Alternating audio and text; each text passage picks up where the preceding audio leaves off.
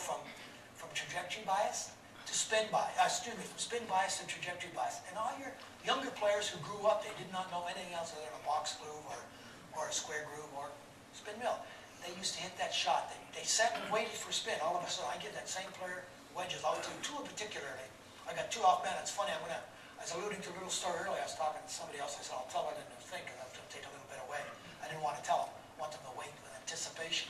So I'm out there Tuesday with Kevin Na and Ricky Fowler. Now, there were two of, I call, spin bias players.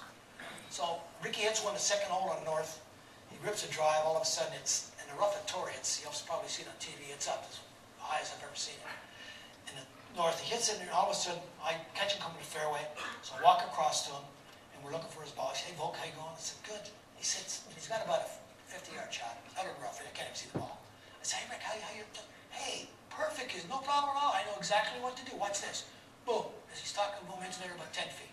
Right out of rough. He said, that's how much they've adjusted. This was a buried ball. But, of course, it wasn't tucked behind the pin. That's a little different. But it was a green, let it release, boom, hits it about 10 feet. Next hole, I catch up with Kevin Na. Kevin Na was another one that was totally into spin.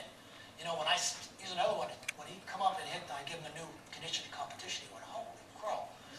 But then they, you know, that's saying it politely. Yeah. So, but anyway, we turn around and he hits it. I said, Bob, he said, you're fine, watch this, same thing. It's another shot. Look at that, he hits it about that far. I go, you know, chips around the green. He said, it's fine. He said, we're talking about his scrambling. He said, Bob, I'm up to number 6 in scrambling this year on the tour. So it's just a lot of guys it did affect, and it didn't, because it's the guys who are very mechanical. They're the fellas that have a lot of problem. You know, they turn mechanical, all their distance is this, and they hit that low little shot they want to hit. So that 50-yard shot that they like to hit it, boom, boom, top. That, I say, almost, that shot's a goner now. They have to use trajectory, and they've got used to it. So when the shaft, I said, well, I did a heck of a lot of testing. I go back all the way 96, 97. It was amazing. And the shaft that we actually came up with, and I had probably 25 different shafts that are running. I had 50 players, plus a lot of the VIPs to hit them too. And I always found that the shaft I particularly went with ended up being an S200 Flex.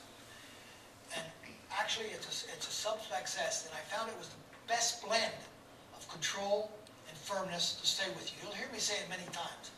I like those little touchy-feely shots, and I think that the S200 is what it's for. How often do you think about graphite wedges? Oh, graphite shafts. You know, if I'm going to go with the tour, I don't think I have any players on tour right now playing graphite shafts and wedges. And I'm a firm believer that what graphite does, its overall weight of it, and what you have to have with a sand wedge.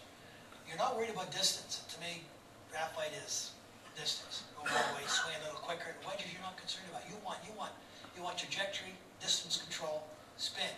And what you do, you want to feel the overall weight. As a result of the overall weight, you want to be able to feel the resistance of that golf club. To where you can take it back, feel it resistant, and put on that, I call it that slow circuit swing that's going to allow you to hit all those delicate nature type shots that you have to hit around the green. But it's going to have to be, you know, light enough that you're still not going to lose club head speed.